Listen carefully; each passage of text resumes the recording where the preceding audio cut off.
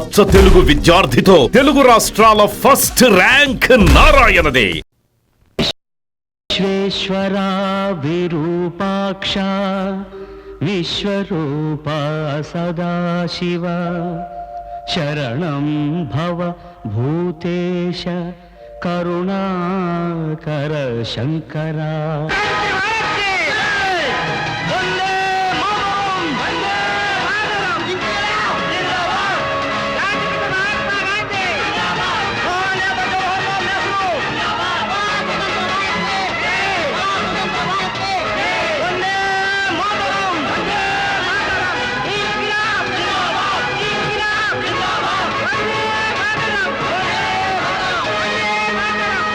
పోరాటం ఆంగ్లేయుల మీద భారతీయులు సాగించిన స్వాతంత్ర పోరాటం. స్వాతంత్రం వచ్చింది. శతాబ్దాలుగా కొంప కూడు గుడ్డ లేకుండా అల్లాడిపోతున్న కోట్లాది మంది భారతీయులు ఇక మనకే లోటు ఉండదని ఉప్పొంగిపోయారు. కానీ వాళ్ళ ఆనందం ఎంతో కాలం నిలబడలేదు. ఈ స్థలాన్ని బాబు గారు కొన్నారు. ఇదిగో కోర్టు ఆర్డర్ తీసుకొచ్చాం, వెంటనే ఖాళీ చేసి వెళ్ళిపోండి. ఎందుకు ఒక్కొక్కరికి ఇస్తున్నారు కదా, ఏం చెప్తుంటే ఏంటమ్మా, ఏం నువ్వేంటి అసలు స్టాక్ లేదు, వెళ్ళిపోండి.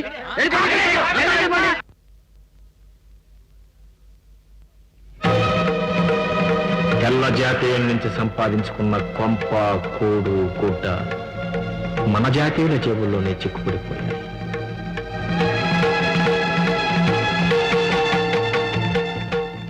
కష్టపడి లాఠీ దెబ్బలు తిని సంపాదించుకున్న స్వాతంత్ర్యం ప్రజల కళ్ళ ముందు నుంచే మాయమై చీకటి బజార్లో చిందులు తొక్కుతోంది. అందుకే మళ్లీ ప్రారంభమైంది సరికొత్త పోరాటం. ఈ పోరాటం విసుగు చెందిన సామాన్య మానవుడు ఈ సమాజం మీద సాగిస్తున్న జీవన పోరాటం.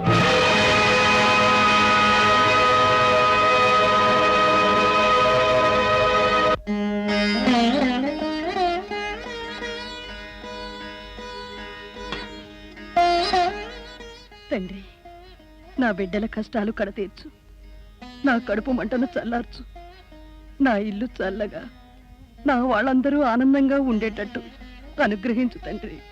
భగవంతుడా, ఈ రోజైనా మమ్మల్ని అనుగ్రహించుంటావు.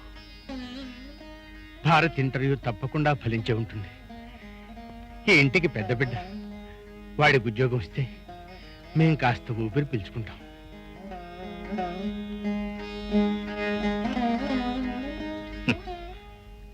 అమ్మా,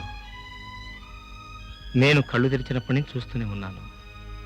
ప్రతిరోజు నువ్వు వెళ్ళి ఆ దేవుడి ముందు కూర్చోవటం, హారతి కర్పూరాలు వెలిగించటం, నీ కొడుకుల కోసం ప్రార్థించడం చేస్తూనే ఉన్నాను. అయినా నీ కొడుకుల కష్టాలు తీరలేదు, నీ కడుపు మంట చల్లారలేదు. సుభద్ర, అబ్బాయి ఇంకా రాలేదా? నాన్నగారు పిలుస్తున్నారు బాబు. ఆయన పిలుపుకు నా దగ్గర సమాధానం లేదమ్మా. నాన్న, భారత్ వచ్చావా? ఏమైంది అన్న? ఇంటర్వ్యూ ఏమైందిరా? ఉద్యోగం వచ్చిందా? రాలేదు నాన్న. రాలేదా? ఈరోజు రాలేదా? ఎందుకని రాలేదురా? అసలు ఇంటర్వ్యూలో వాళ్ళు అడిగిన ప్రశ్నలన్నిటికీ నువ్వు సరిగ్గా సమాధానం చెప్పావా? చెప్పలేకపోయాను నాన్న. నాకు తెలుసురా, చెప్పు. నువ్వు చెప్పవు, ప్రశ్నలకు సమాధానాలు తెలిసినా చెప్పవు. చెబితే ఎక్కడ ఉద్యోగం వస్తుందో, ఎక్కడ కష్టపడిపోవలసి వస్తుందో, ఎక్కడ ఇంటి భారం అంతా నెత్తిన వేసుకుని మేయవలసి వస్తుందోనని జీవితంలో ఎదురయ్యే ప్రతి ప్రశ్నని, ప్రతి సమస్యని తల వంచుకుని తప్పించుకోవడానికి ప్రయత్నం చేస్తారో నువ్వు. మీరు నన్ను సరిగ్గా అర్థం చేసుకోలేకపోతున్నాను నాన్నగారు. వాళ్ళు అడిగిన ప్రశ్నలకు సమాధానం చెప్పవలసింది నేను కాదు, మీరు. ఉద్యోగం రావాలంటే 10,000 రూపాయలన్నా వాళ్ళకి ప్రైవేట్గా ఇవ్వాలట. మీరు ఇవ్వగలరా? ఒక గొప్ప వ్యక్తి చేత రికమెండేషన్ చేయించాలట. మీరు చేయించగలరా?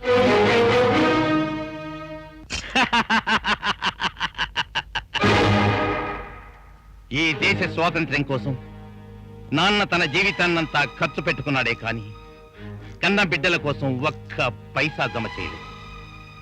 బ్రతకలేక బడిపంతులై మనందరి బ్రతుకుల్ని ఒక దారికి తీసుకురావడానికి ప్రతిరోజు జీవం లేని ఈ భగవంతుడి దగ్గర రికమెండేషన్ అడుగుతున్నా నోరు లేని ఈ మనిషికి ఏ పెద్ద మనిషి రికమెండేషన్ చేస్తాడన్నయ్య? వదిలేయ్, బాధ్యత లేకుండా మాట్లాడు.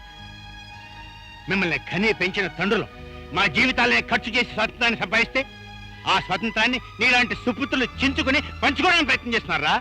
లేకపోతే నువ్వు ఒక పెద్ద వీరుడివి, సైకిల్ చేయించి కాలేజీలు వేయించి చదువు సంచారకుండా ఇంట్లో కూర్చుంటావా? ఉద్యోగాలిచ్చి కడుపులు నింపలేని మీ చదువులు, స్కూళ్ళు, కాలేజీలు, యూనివర్సిటీలు ఉన్నా లేనట్టే లెక్క. మై డియర్ ఫాదర్, మీరు లాఠీ దెబ్బలు తిని సంపాదించిన స్వాతంత్ర్యం మాకు స్వాతంత్ర్యాన్ని ఇవ్వలేదు, మమ్మల్ని కట్టి పడేసింది. బ్రతుక్కి పనికిరాని చదువులు చెప్పి మమ్మల్ని చేతగాని వాళ్ళని చేసింది. అందుకే ఆ కాలేజీలన్నీ స్ట్రైక్ చేసి ముగించేశాం. కాలం వృధా చేయకుండా మా బ్రతుక్కి పనికొచ్చే పనులేవో చేసుకుంటున్నాం. ఏమిటా నువ్వు చేస్తున్న పని? చక్కగా చదువుకుని డిగ్రీ సంపాదించుకుని ఉద్యోగం కోసం ప్రయత్నం చేయకుండా పని పాట లేకుండా బజార్లో పెట్ట బలాదులు తిరగటమా? ఒళ్ళు తెలియని ఉద్రేకంలో నువ్వేదైనా పొరపాటు చేస్తే అనుభవించేది ఒక్కడే కాదురా, నీ తర్వాత పుట్టారే వాళ్ళు కూడా నీ దారిలోనే నడవలసి వస్తుంది. నువ్వేం కంగారు పడుకున్నా, ఎన్ని కష్టాలు వచ్చినా కళ్ళు మూసుకుని సహించగలం గాని పెద్దల్ని ఎదిరించి బ్రతుకుల్ని పద్ధతి లేకుండా సాగించాలనుకుంటున్నా. ఈ రవణయ్య మార్గంలో మాత్రం మేము చచ్చినా నడవం. సభాష్ మై డియర్ యంగర్ బ్రదర్, అదరగొట్టేసావురా. నువ్వు నా దారిలోకి రాకపోవడమే మంచిది. ఎందుకంటే నాది రాళ్ళు రప్పలతో నిండి ఉన్న ముళ్ళ దారి. నీలాంటి పసివాళ్ళు వస్తే నలిగిపోతారు.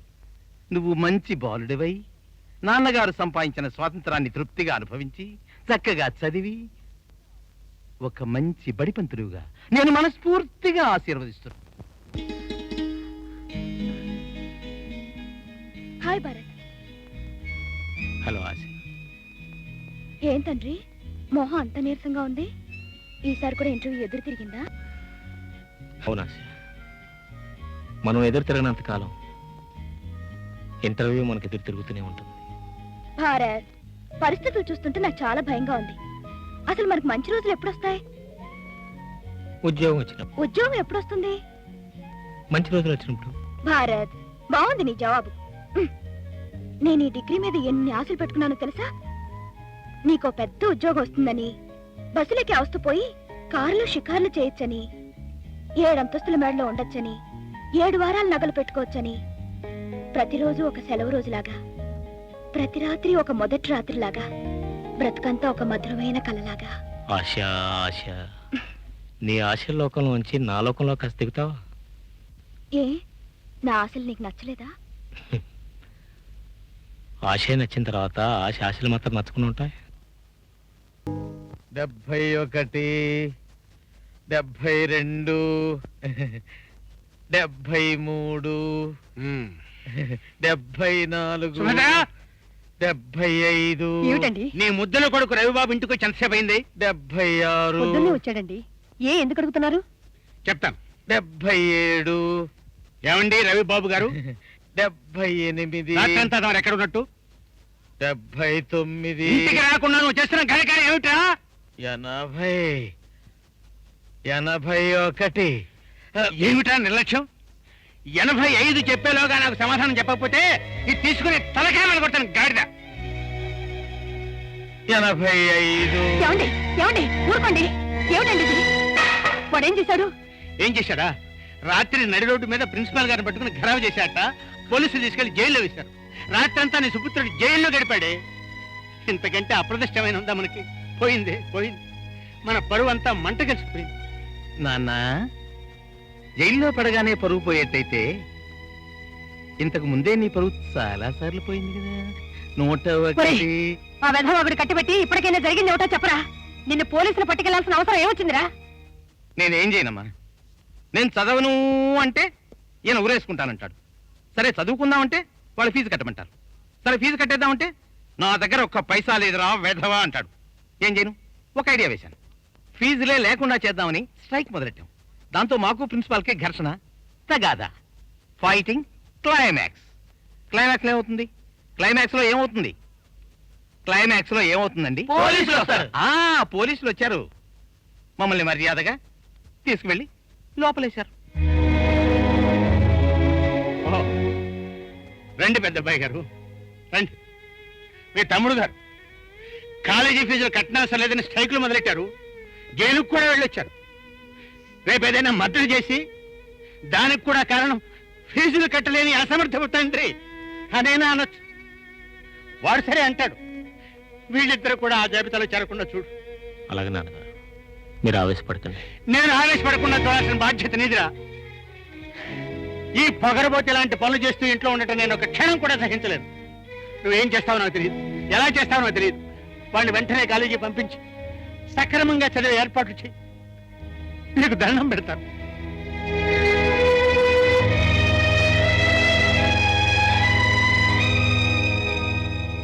ముత్యం, నిన్ను కట్టుకున్న ఆ తాళం చెవులు నీ చేతిలో పెట్టిన తర్వాత ఇంట్లో నాకు స్వతంత్రం ఎక్కడేసింది? చెట్టి ముత్యమా, బుజ్జి ముత్యమా, ముద్దు ముత్యమా, నా మాట వినుమా, నా మాట వినుమా. చిపా, ఏమిటి వినేది? దాచుకున్న డబ్బులన్నీ ఇలాగ తీయటి కబుర్లు చెప్పి ఎగరేసిపోతావు. ఈసారి ఏం కుదరదు. కుదరదంటే నీ కొంగుతోనే ఊరేసుకు చచ్చిపోతానే ముత్యం. నేనేం నా కోసం అడుగుతున్నానా? ఆశకి కాలేజీకి ఫీజు కట్టాలి, ధరావత్తు కట్టవలనే. 2116 ఒకటోసారి, 2116 రెండోసారి, 2116. ఆపండి మీ సుత్తి. ఎప్పుడు చూసినా మీ చెల్లెలు సాకు ఒకటి దొరికింది. నీ మొగుడినై నిన్నే అడుక్కుంటున్నందుకు చాలా ఆనందంగా ఉంది. మిగిలింది నీ పెట్టిలోనే జాగ్రత్తగా పెట్టి తాళం వేసుకో. బావా బావా బావా, ఎప్పుడు వచ్చి తీవు? అప్పుడే వెళ్ళిపోతుంటివేలా? ఏం లేదు బావా, నేను చూడాలనిపించింది చూశాను, వెళ్ళిపోతున్నా. ఊరకరారు మహానుభావులు నీ వచ్చిన పని తెలిపి ముదావహుడవు గమ్ము. ఈ బావ దగ్గర బెంకమేళ జంకులేక నీ కోరిక తెలుపు బావా. నిజం బావా, ఏం లేదు. నాకు తెలుసు, నువ్వు చెప్పవు. నా దగ్గర ఇంతే ఉంది, ఉంచుకో. బావా, అది కాదు బావా, ఆశ. ఆ ఆశే నీదని నీకు ఎన్నిసార్లు చెప్పాను? ఇదంతా ఉత్తినే ఇస్తున్నాను అనుకున్నావా? కట్నం లెక్క రాసుకో. రాసుకో. రవి, ఇక 1000 రూపాయలు ఇది తీసుకెళ్ళి కాలేజ్ ఫీజు కట్టు. అన్నయ్య 1 మినిట్.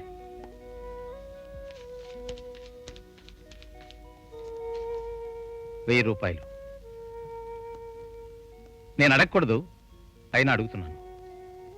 ఈ డబ్బు ఎక్కడిది? ఎలా వచ్చింది? ఎక్కడైనా దొంగతనం చేశావా? నువ్వు అలాంటి పని చేయవు, నాకు తెలుసు, నాకు తెలుసు. అర్థమైంది, అర్థమైంది. ఎక్కడైనా అప్పు తెచ్చావా? అవసరానికి అప్పు తెచ్చుకోవడంలో తప్పులేదు. అయినా ఈ డబ్బు నాకొద్దు. ఎందుకొద్దురా? చాలా పెద్ద ప్రశ్న, సమాధానం చెప్పే తీరాలా? అవును, చెప్పి తీరాలి. నువ్వు కాలేజీ ఫీజు కట్టాను కానీ వాడు నానా అవస్థపడి ఆ డబ్బు తీసుకొస్తే అంత నిర్లక్ష్యంగా విసిరిపారేస్తావా? ఏమిటా తలబిరుస్తాను? నాది తలబిరుస్తానమే. అక్రమాన్ని సహించి తలవగ్గలేక తిరగబడదామనుకుంటున్న నాకు తెలిసింది తలబిరుస్తానమే. మై డియర్ ఫాదర్, ఇక్కడ నిలబడ్డ ఈ మనిషి మీ కడుపున పుట్టినవాడు కాబట్టి ఈయన విలువేంటో మీకర్థం కాకపోవచ్చు. కానీ అన్నయ్య ఔన్నత్యం ఏమిటో నాకు బాగా తెలుసు. మొత్తం భారతదేశంలో ప్రథముడుగా ఎంఏలో గోల్డ్ మెడల్ తీసుకున్న విజ్ఞాని, చరిత్ర పుటల్ని కింద నుంచి పైకి తిరగేసిన మహాజ్ఞాని, అసలు రూపాయి అంటే ఏమిటో తెలియజెప్పే ఆర్థిక శాస్త్రం అంచులు తాకిన అఖండ మేధావి. అంతటి ఈ భారత్ ఈ ఇంటికి పెద్ద కొడుకై ఎందుకు కొరగాని మా చదువుల కోసం దేహి అని ఇంకొకరిని అర్థించవలసిన అవస్థ కలిగినందుకు నాకు నేనే సిగ్గుతో చచ్చిపోతున్నాను. అన్నయ్యకు ఉద్యోగం ఇచ్చి ఆయన విజ్ఞానాన్ని ఉపయోగించుకోలేని ఈ వ్యవస్థ దౌర్భాగ్యపు వ్యవస్థ. అన్నయ్యను అప్పుల వాణ్ణి చేసిన ఈ సమాజం దౌర్భాగ్యపు సమాజం. అందుకే ఈ డబ్బు నాకు వద్దంటున్నాను. బ్రతుకు తెరువుకి ఉద్యోగం ఒక్కటే మార్గం కాదు నాన్న. డబ్బు సంపాదించడానికి చదువు అక్కర్లేదు. డిగ్రీ లేకుండా కోటీశ్వరులైన ఎందరో మహానుభావులు మన కళ్ళ ముందే ఉన్నారు. ఎందుకు కొరగానని ఆదర్శాలు వింటూ తన చేతులకు సంకెళ్ళు వేసుకుని చేతగాని వాడిగా నిలబడ్డాడు అన్నయ్య. కానీ నేను నీ చాదస్తపు సాలిగూడు నుంచి బయటపడబోతున్నాను. డబ్బుతో మనిషికి విలువ కట్టే ఈ సమాజానికి డబ్బుతోనే సమాధానం చెప్పాలి. ఏ డబ్బు లేకుండా మనందరం అనుక్షణం అవస్థపడుతున్నామో ఆ డబ్బును కుప్పలు తెప్పలుగా సంపాదించి ఈ వ్యవస్థని వెలగట్టుకుంటారు. నువ్వు కాదు కదా, ఆ భగవంతుడే నా ఎదురుగా నిలిచిన నా నిర్ణయం మారదు. వస్తాను. ఏమండి, వాడు వెళ్ళిపోతున్నాడండి. వెళ్ళనీవే. జీవితం అంటే ఏమిటో ఇప్పటికైనా వాడికి తెలిసొస్తుంది. మై డియర్ ఫ్రెండ్, ఈనాటి నుంచి నువ్వు మాలో ఒకడు అవుతున్నందుకు మాకు చాలా సంతోషంగా ఉంది. బాస్ నీ కంగ్రాచులేషన్స్ చెప్పమన్నాడు. థ్యాంక్స్ రా నీకు, నీ బాస్ కి వేదవానా. సారీ సార్, మిమ్మల్ని చూస్తే అలా అనిపిస్తుంది. ఇప్పుడు బాస్ గారు నన్ను ఏం చేయమన్నారో చెప్పండి. ఆ దూరంగా కొండ మీద కనబడుతుందే 5 స్టార్ హోటల్. ఈ ఊళ్ళోకే పెద్ద హోటల్ అది. దాన్ని నామరూపాలు లేకుండా పేల్ చేయాలి. నీ కష్టం కాలా? అదెందుకు పేల్ చేయడం? బంగారం లాంటి హోటల్ అది. అది ఉండటం వల్ల మన బాస్ గారు హోటల్ కి బిజినెస్ లేకుండా పోతుంది. అదేనమాట. సరే పేల్ చేస్తాను, నాకేమొస్తుంది? 10,000. Thank you very much, thank you very much. ఇదెవరితో నీ అబ్బా? మీ అబ్బా? అది అది నేను చెప్పాను కదా నువ్వు వెధవనా. అది మీదేనండి. అయినా కొడుకు సార్ ఏంటి మరి డబ్బు తీసుకున్నారు, మరి పని? కంగారు పడకు, రేపు పొద్దున్నే పేపర్లో చదువుకో.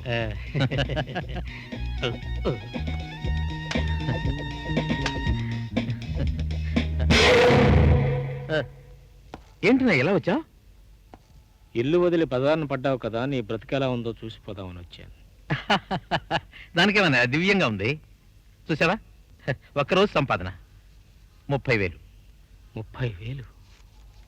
ఇంత డబ్బు మనం ఎవరం ఎప్పుడూ ఒక్కసారిగా చూసుండం కదూ. ఇది చాలా తక్కువ అన్నయ్య. నువ్వు అలాగే చూస్తూ ఉండు. లక్షలకు లక్షలు ఈ చేత్తో సంపాదించి ఈ చేత్తో విసిరేస్తాను. దట్స్ గుడ్ తమ్ముడు. అసలు నువ్వు మన ఇల్లు వదిలిపెట్టి రావడమే చాలా మంచిదైంది. ఈ బిల్డింగ్ చూసినప్పుడల్లా అనుకుంటూ ఉండేవాడిని, ఏనాటికైనా మనం ఆ స్థాయికి ఎదగలమా, ఈ బిల్డింగ్స్ లాంటిది ఒకటైనా మనం కట్టగలమా అని. చాలా ఈజీ అన్నయ్య. 1 సంవత్సరం తిరిగేసరికి నీ తమ్ముడు ఈ ఊళ్ళోకెల్లా పెద్ద ధనవంతుడు అవుతాడు. మీరెవ్వరూ సాధించలేని కార్యాలు ఎన్నో సాధిస్తాడు. ఇవేం బిల్డింగ్స్ అన్నయ్య? బిల్డింగ్స్ అని కడతాడు. Multi storage buildings. చూస్తూ ఉండు, అదరగొట్టేస్తాడు. That's right. ఇతరులు కట్టుకున్న మేడలో మిద్దెలు కూల్చి ఆ సమాధుల మీద పునాదులు లేపి ఆకాశ సౌధాలు నిర్మిస్తావు కదూ. ఆ ఆకాశ సౌధాల్లో మాకు కాస్త చోటు ఉంటుంది కదూ. చచ్చేదాకా ఆనందంగా బ్రతకడానికి కాదులే, అక్కడకు చేరిన మరుక్షణమే అంత ఎత్తు నుంచి దూకి చావటానికి. అన్నయ్య, అవునరా, నువ్వు సంపాదించి పెడుతున్న ఆ నెత్తుడు కూడు తిని అరిగించుకోగల శక్తి నీకుండొచ్చేమో కానీ మాకు లేదు. అందుకే నీలాంటి నికృష్టుడు నా తమ్ముడని చెప్పుకోవడానికి కూడా సిగ్గుపడుతున్నాననే నీతో చెప్పిపోదామని వచ్చాను. నిజాయితీగా జీవించలేక కనిపించిన తండ్రిని కంటికి రెప్పలా కాపాడే దేశాన్ని తిట్టుకుంటూ దేశద్రోహిగా మారి చివరికి ఆ దేశాన్ని దోచుకు తినాలనుకుంటున్న నీలాంటి నీచుడు నాకు తమ్ముడు కాదురా, ఆగర్భ శత్రువు. ఆకలితో అలమటించే ప్రతివాడు నీలాగే దౌర్జన్యాన్ని దిగితే ఈ దేశం ఎప్పుడో నామరూపాలు లేకుండా సర్వనాశనం అయి ఉండేది. మనుషులు డబ్బు కోసం ఒకళ్ళొకళ్ళు పొడుచుకుంటూ జంతువులుగా మారి ఈ సమాజంలో రాక్షసత్వం స్వైర విహారం చేస్తుంటే. రవి, ఈ ప్రపంచంలో అన్నీ చేయగలిగే తెలివితేటలు నీ ఒక్కడికే ఉన్నాయని మురిసిపోకు. మనిషిగా బ్రతకాలంటే దేశం కోసం బ్రతకాలి, మంచి నెరవేర్చడం కోసం బ్రతకాలి, ధర్మాన్ని కాపాడడం కోసం బ్రతకాలి, నిన్ను చూసి నీ వాళ్ళందరూ గర్వంతో ఉప్పొంగిపోవడం కోసం బ్రతకాలి. That's life. అంతేగాని నువ్వు ఎన్నుకునే విధానం కొండ మీద దూకి చావటం మీరు. నీ చావుతో అన్ని సమస్యలు పరిష్కారం అవుతాయి. నువ్వు చస్తే ఒక్కడంటే ఒక్కడు కూడా ఇచ్చేవాడు అంటూ. That's all.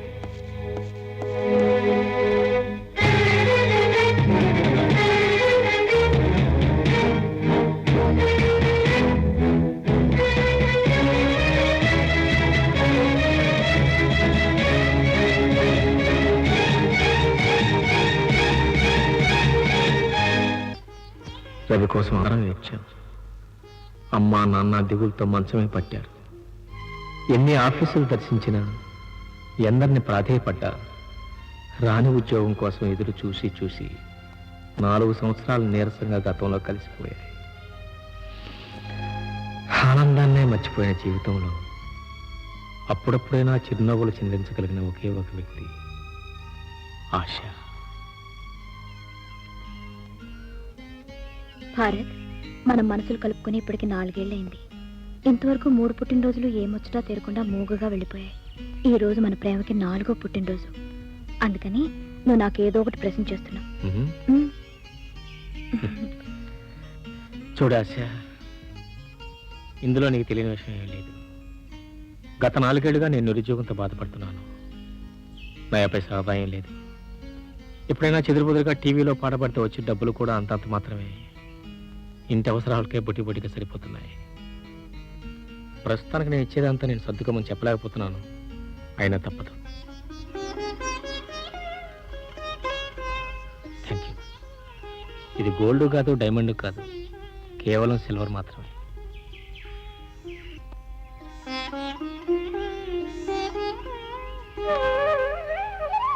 నీకు నచ్చిన ప్రతిదీ నాకు నచ్చుతుందని నీకు తెలీదా?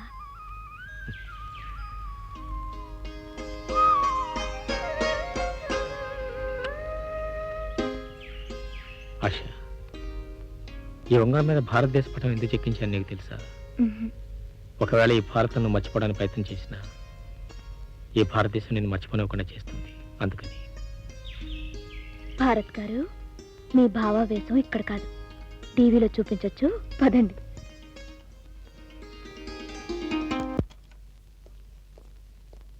Hello manager. Good morning sir. Good morning. ఇంటికి వచ్చారేమిటి?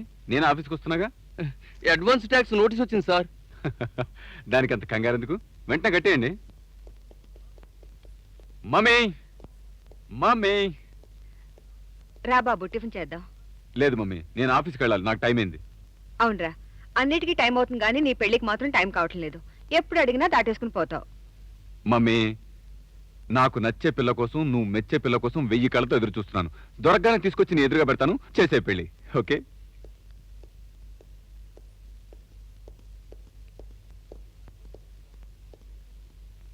మీ పర్సనల్ సెక్రటరీ జాబ్ కోసం ఇంటర్వ్యూకి పిలిపించాం సార్. ఐసీ. మీరంతా కూర్చోండి, ఒక్కొక్కరిని పిలుస్తాం.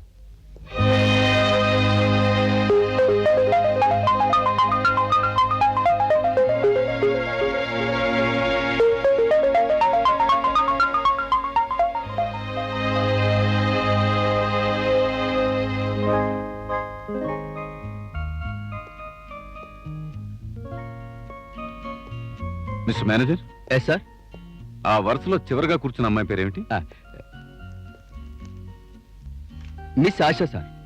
మిస్ ఆశ. వెంటనే అమ్మాయి పేర అపాయింట్మెంట్ ఆర్డర్ టైప్ చేయించండి. Miss Asha, you are appointed. Oh, what a man, what a taste. Proprietor అంటే అలా ఉండాలి. నేను ఆఫ్టర్ ఆల్ ఒక సెక్రటరీని. నా బట్టల కోసం 5000 రూపీస్ ముందే ఇచ్చారు. నా జీతం ఎంతో తెలుసా? 1500. 1500. Oh, my heart fell for him. అది సరే గాని నువ్వేంటి అలా ఉన్నావు?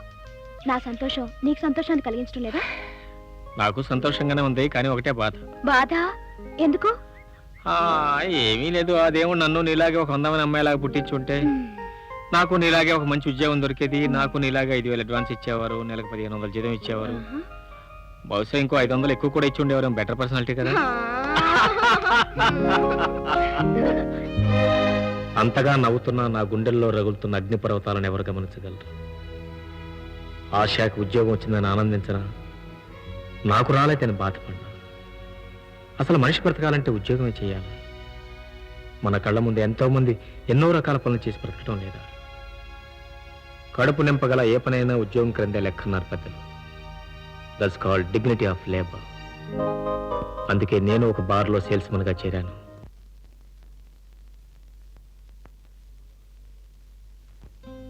ఎంతో ఆనందంగా ఉద్యోగం చేసుకుంటుంది ఆశ.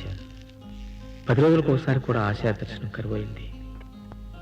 ఒకవేళ ఎప్పుడైనా ఎదురుపడ్డా ఆమె నోటి వంట పదే పదే వినిపించేది మోహన్, మోహన్, అన్మోహన్. భారత్, ఈ గులాబీ పువ్వు ఎలా ఉంది? నాకు తుంచేసిన గులాబీలంటే ఇష్టం ఉండవు ఆశ. అవి కొమ్మకున్నప్పుడే అందంగా ఉంటాయి. ఛ, నీకు బొత్తిగా టేస్ట్ లేదు. మోహన్ గారు ఈ గులాబీ పువ్వు నాకు ప్రెజెంట్ చేశారు. భారత్, నువ్వు మోహన్ గారి స్థానంలో ఉంటే ఎంత బాగుండేదో. ఎంతో బాగుండేది. నువ్వు కంటున్న కళ్ళనే నిజమయ్యావి. ఆఫ్టర్ ఆల్ ఈ పార్కులో కాకుండా మనం మైసూర్ బృందావన్ గార్డెన్స్ లో వివరించేవాళ్ళం. విమానం లేకుండానే నువ్వు గాల్లో తేలిపోయేదాన్ని. భారత్, మాటలు వినడానికి ఇంత అందంగా ఉన్నాయి. నిజంగా జరిగితే ఇంకెంత ఆనందంగా ఉంటుందో. అది జన్మలో జరగదన్న సంగతి మర్చిపోకు. అదే నీకు మోహన్ గారికి ఉన్న తేడా. మోహన్ మోహన్ మోహన్ 10 సార్లు బోరు కొట్టకు. ఇవాళ ఏప్రిల్ 21వ తారీఖు. అయితే ఏంటంట? ఫర్ యువర్ కైండ్ ఇన్ఫర్మేషన్, ఇవాళ ఏప్రిల్ 21వ తారీఖు. ఇప్పుడు నువ్వు పోరు కొడుతున్నావు. టైం చెప్పే ఆపరేటర్ లాగా ఏంటి నీ సోదా? సోదా ఆశ, ఇవాళ ఏప్రిల్ 21వ తారీఖు అన్న సంగతి నీకు గుర్తులేదంటే నువ్వు నన్ను కూడా మర్చిపోయి చాలా దూరం పోయినట్టే లెక్క. I'm sorry. మై గాడ్, ఇప్పుడు గుర్తొచ్చింది. భారత్, సారీ భారత్. భారత్, ఇవాళ ఏప్రిల్ 21. 4 సంవత్సరాల క్రితం మనిద్దరం మొదటిసారిగా కలుసుకున్న రోజు. ప్రతి సంవత్సరం ఎన్ని పనులున్నా అన్ని పనులు మానుకుని మనిద్దరం కలుసుకునే రోజు. Oh my god. ఏమైంది? భారత్, ఇవాళ నాకు ఆఫీస్ ఉంది. వెళ్ళకపోతే మోహన్ గారు కోపడతారు. వెళ్ళు. కరెక్ట్ గా నేను 4 గంటలకు వచ్చేస్తాను. నువ్వు గోపాల్ కలిసి నా కోసం వెయిట్ చేయండి. అందరం కలిసి డిన్నర్కి వెళ్దాం. ఓకే?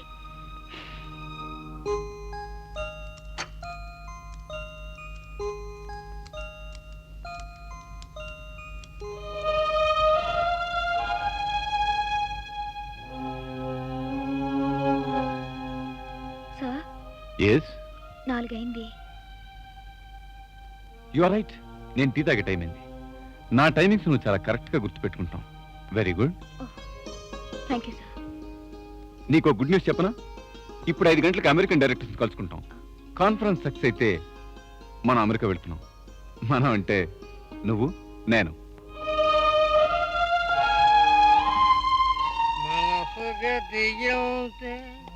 మనిషి బ్రతుకంటే మనసు మనిషికి సుఖము లేదంటే. బ్రదర్, ఈవేళ బస్సు లేట్ అయిపోయింది. బస్సు వస్తే నన్ను కాస్త నిద్ర లేపుతావా? అలాగే. మర్చిపోకూడదు.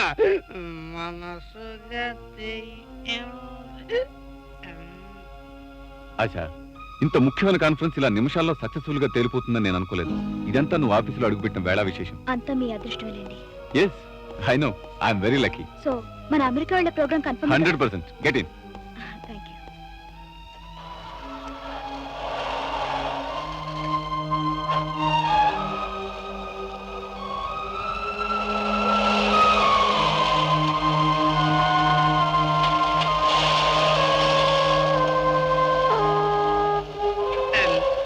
బ్రదర్, బస్సు వచ్చిందా?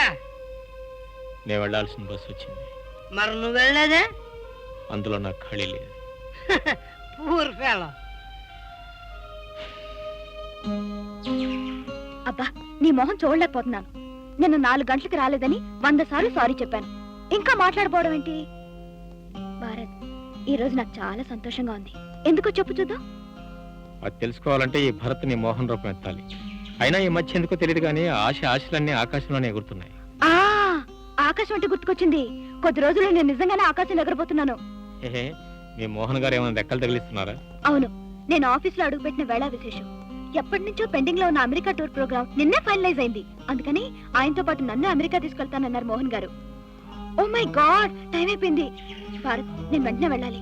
ఎక్కడికి? అమెరికానా? కాదు, పాస్పోర్ట్ ఆఫీస్ కి. ఇలా పాస్పోర్ట్ చేతికి రావడం ఏంటి? అలా విమానంలో కాలు పెట్టి అమెరికా ఎగిరి వెళ్ళిపోతాను. ఆశను నిజం చేసుకోవడానికి ఆశ మోహన్ వెంట ఆకాశంలోకి ఎగిరి వెళ్ళిపోయింది. ఆశ వెళ్ళిపోవడంతో నా జీవితంలో ఒక అధ్యాయం ముగిసిపోయిందనుకున్నానే కానీ అంతస్తులుగా పెరుగుతున్న ఈ బిల్డింగ్లో మరో అధ్యాయం మొదలవుతుందని ఊహించలేదు.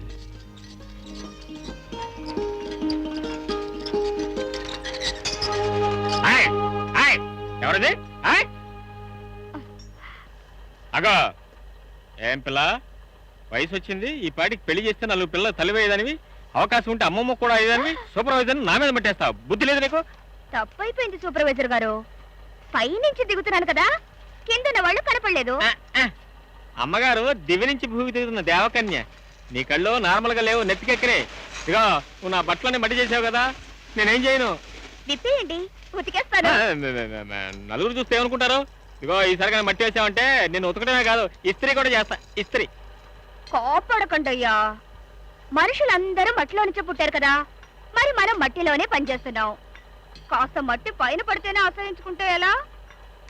నాకంటే ఎర్రగా చూడ చక్కగా ఆడపిల్లల కన్నా అందంగా ఉన్నారు కదా, అందుకే కడుపు మంటిపోయి మట్టి పోసాను. తప్పా?